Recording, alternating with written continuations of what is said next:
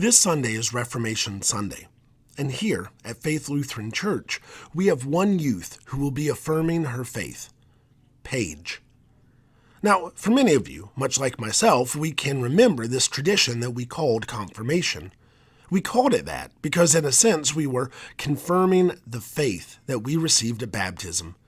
We were standing up and confirming that we had successfully completed the coursework that was prescribed, and thus confirming our place as full-fledged adults and voting members of our home congregations. Kind of like graduating from the kids' table to the adult table at Thanksgiving. But see, therein lies the problem. Think about it like this. At the end of my 5th grade year at Fremont Elementary School, there was a graduation, and so I walked across the stage, out a door, and I never went back. Likewise, at the end of 8th grade at Norwayne Middle School, there was a graduation. I again walked across the stage, out a door, and never went back. And then again, at the end of 12th grade at Person High School, there was a graduation. I walked across the stage, out a door, and never went back. So if confirmation is simply a graduation, there should be no expectancy of any youth ever coming back. Good thing it's never really been a graduation then. The reality of confirmation as a program looks different today than it did when I went through, and I'm sure many of you would say the same thing.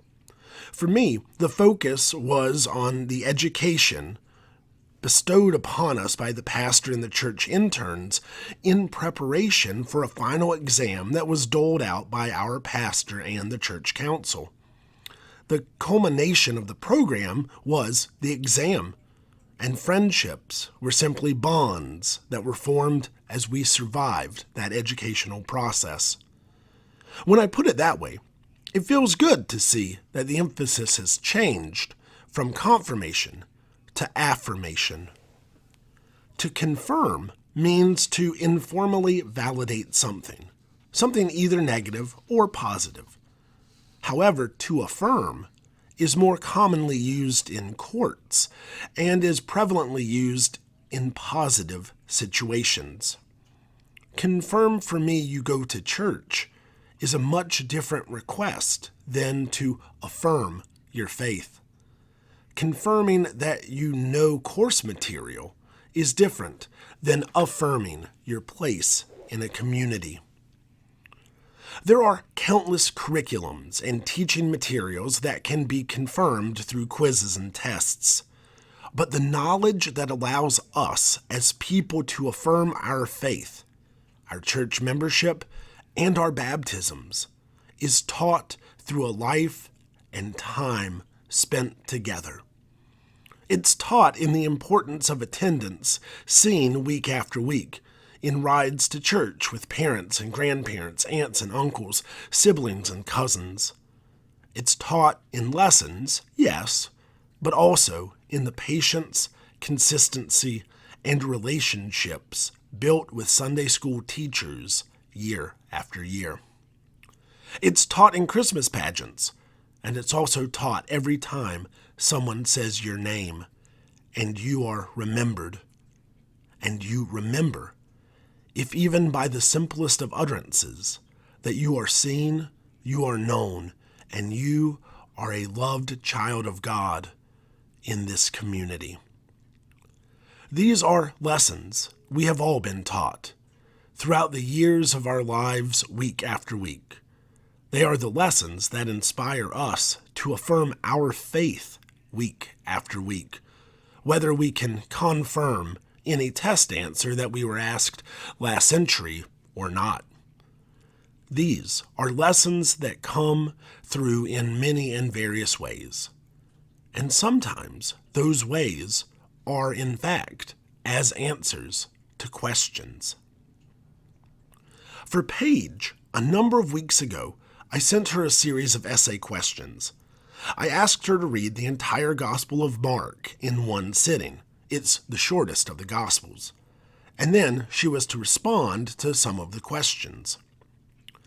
In her answers, on the second page, Paige wrote an amazing line It begins with possibly my favorite beginning to any sentence I've ever read as a pastor. Life on earth was not great for Jesus. It's true, she hit the nail on the head with that one. In fact, I was at Trinity Seminary talking to students there who were working on various midterm projects about the complexity of the life of Jesus. And I said, well, I know someone who would say life on earth was not great for Jesus, which was met with wide-eyed affirmation, nodding heads, and students saying, absolutely, who wrote that? To which I smiled, chuckled, and said, oh, you wouldn't know them. But it's true. Think about it. The disciples constantly get everything wrong. Don't get me started on Peter again. Judas, who is supposed to be one of the friends, betrays Jesus, and then he is put to death by being publicly executed on the cross. Life on earth was not great for Jesus. Reading her whole paper, however, the bigger and bolder beauty of Page's comment was seen in the cast of characters that she noted throughout Mark's Gospel. Mary Magdalene, Mary the mother of James, Salome, the witness who was sitting in the empty tomb, Peter, James, and John, Moses, Elijah, and John the Baptist. Life on earth might not have been great for Jesus some days, though there were plenty of people who were there for him on those days when it was hard. It's a lesson that she read in the gospel, yes, but it's also a lesson Paige has experienced here in this community. When life is not great, there are always people who are here for you. It's a truth learned in this community where she will affirm her baptism, claiming it as her own, taking another step in faith, here at Faith, surrounded by the faith of a community that she has learned to call home. Now, my favorite part of the order of the affirmation of baptism is at the very end. It's not the words spoken, in which Paige will literally repeat the words that her parents spoke on her behalf as an infant, nor is it the terror of her standing in front of the entire congregation and trying to keep a straight face. But it's at the end, when a member, a grandmother in fact, will invite the congregation to speak, saying, "Let us rejoice with this sister in Christ." And then the congregation will respond in celebration. It's the very congregation of God's faithful people where Paige learned the Lord's Prayer and about the creeds and the Ten Commandments.